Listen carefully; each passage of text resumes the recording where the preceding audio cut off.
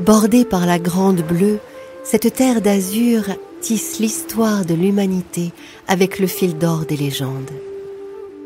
Sur le vieux grimoire, comme une poudre de fée par le Mistral déposé, soufflons la poussière ocre et le pollen lavande pour nous plonger dans les contes et légendes de la Méditerranée.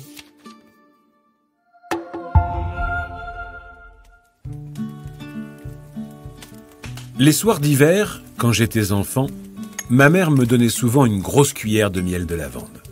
Puis elle me disait « Remercie les abeilles ». Et bien que je connaisse déjà l'histoire, je prenais mon air étonné et je lui demandais « Ah bon ? Mais pourquoi est-ce que je dois remercier les abeilles ?» Pour répondre à mon innocente question, ma mère me racontait une légende née sur les terres provençales, l'épopée de Calendal. À vous en reparler aujourd'hui, je retombe en enfance.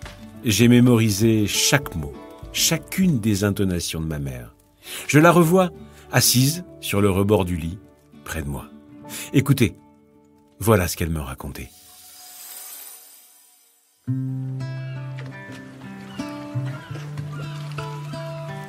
Il était une fois au bord de la Méditerranée un jeune pêcheur d'anchois prénommé Calendal. Dans le petit port de pêche de Cassis, son modeste bateau était son unique fortune. Lorsqu'il n'était pas en mer, il aimait errer dans les collines surplombant le port pour rêver les aventures fabuleuses qu'il ne vivrait jamais.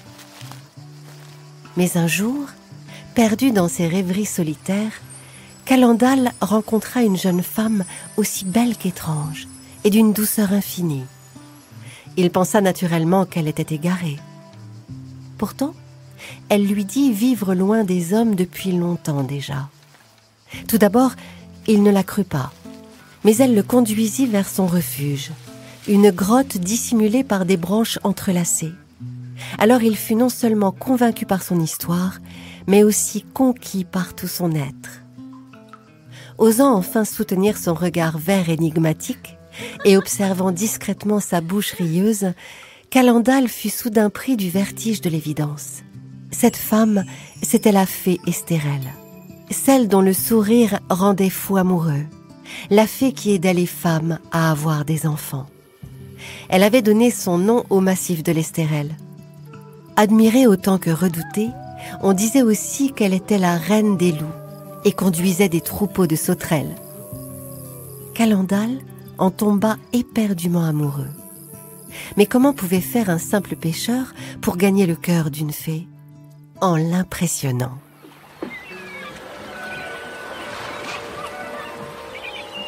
Ce n'étaient plus des anchois qu'il pêcherait, mais d'énormes thons. Il conçut de ses mains une immense madrague, un piège constitué de filets soigneusement tendus entre deux gros piquets de bois. De cette manière, il parvint à capturer 1200 thons qu'il s'employa à tuer à la hache. Calendal était désormais un homme riche. La mer était encore rouge de ses exploits quand il s'en alla les conter à sa fée. Du haut de sa falaise d'un blanc immaculé, Estérelle était aux premières loges de ce spectacle barbare. Alors quand Calendal arriva, il fut bien mal reçu. Pourquoi agir de façon si cruelle ? Par cupidité ? Par orgueil ? Elle refusa farouchement tous les bijoux qu'il avait acquis au prix du sang. Mais il en fallait beaucoup plus pour décourager le jeune homme. Avec sa nouvelle fortune, il offrit une fête mémorable aux habitants de Cassis. Au gré des danses et des joutes provençales sur la mer, ragaillardi et confiant, Calendal commençait à se faire un nom.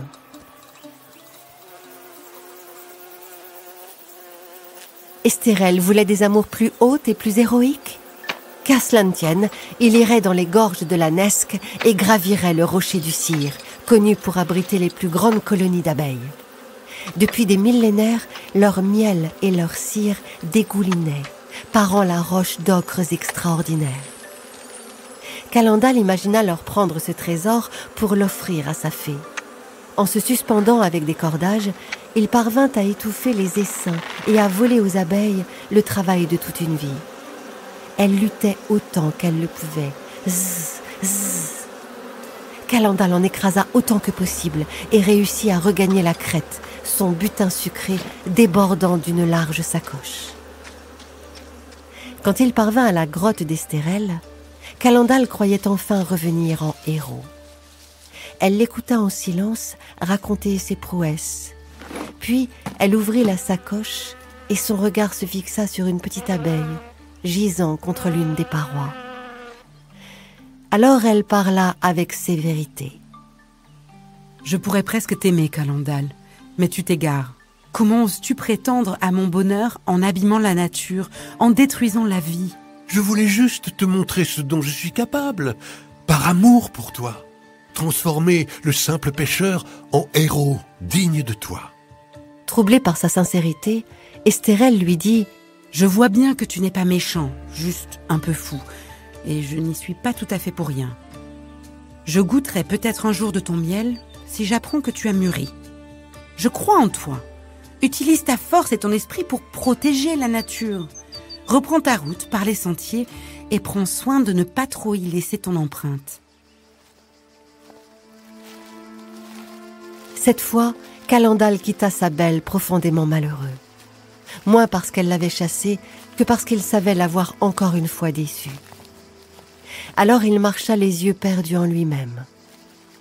Son pèlerinage intérieur le conduisit jusqu'au massif de la Sainte-Baume.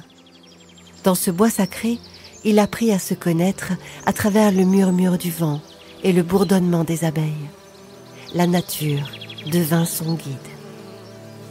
Arriva enfin le jour où il se sentit prêt à retourner auprès d'Estérel. Lorsqu'elle le vit arriver, elle essaya de cacher son émotion. S'il savait, bien sûr qu'elle l'aimait. Mais comment lui dire, après tous ses efforts, que cet amour serait toujours impossible ?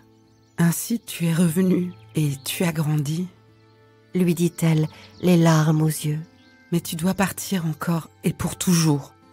Je t'ai caché un terrible secret. Je ne suis pas celle que tu crois et je ne suis pas une fée. » Calendal ne comprenait pas. Mais qui était-elle alors ?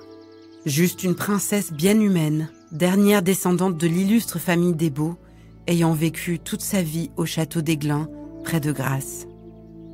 Estérel raconta alors le drame qui l'avait menée jusqu'ici. Elle avait dû fuir un horrible époux. Oui, la vérité, c'est qu'elle était mariée à un certain comte de Sévéran. Une nuit, il était venu demander l'hospitalité au château. Charmée par son air canaille et son parfum de liberté, elle avait accepté de devenir son épouse. Mais le soir de ses noces, elle avait appris que l'homme auquel elle venait de s'attacher pour la vie était en réalité un contrebandier de haut vol et un brigand sanguinaire. Pour lui échapper, Estérel avait couru vers la forêt, à travers la montagne. Quand elle trouva enfin un refuge sur les hauteurs de Cassis, elle était à bout de force.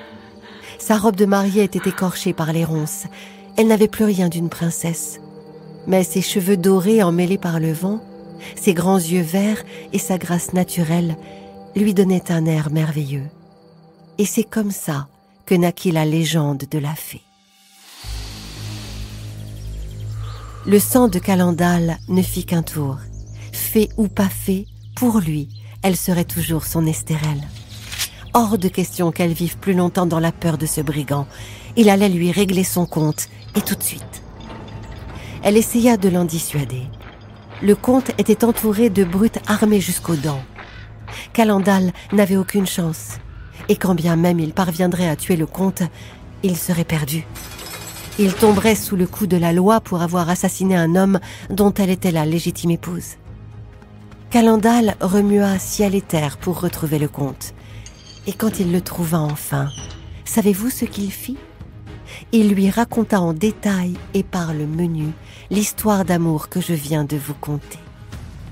Comprenant que la fée du comte de Calendal était l'épouse qui lui avait échappé, le seigneur de Sévéran entra dans une colère aussi grande que le mont Ventoux. Ce n'était pas un homme qu'il allait massacrer, c'était la montagne tout entière. Sans hésitation, il mit le feu à tous les bosquets secs qu'il croisa. Calendal fit volte-face. Qu'importait le seigneur, il fallait qu'il sauve Estérel. Il courut aussi vite qu'il put à travers la montagne et la fumée qui montait déjà vers le ciel pour la retrouver. Il la trouva saine et sauve, comme protégée par l'azur, sous le dernier coin de ciel bleu. Depuis les hauteurs, main dans la main, les deux amants virent tout un peuple lutter et venir rapidement à bout des flammes.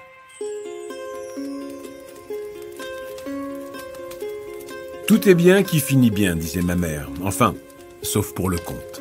Comme par magie, un pain enflammé tomba sur lui, le tuant sur le coup. Si j'avais été une fée, je n'aurais pas fait mieux, me chuchotait ma mère.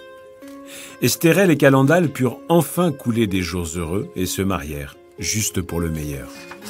Aujourd'hui, j'ai l'âge d'un grand-père et je n'ai jamais quitté ma Provence. J'ai tant aimé cette histoire que moi aussi j'ai voulu protéger la nature. Je suis devenu, vous l'avez peut-être deviné, oui, je suis devenu garde forestier.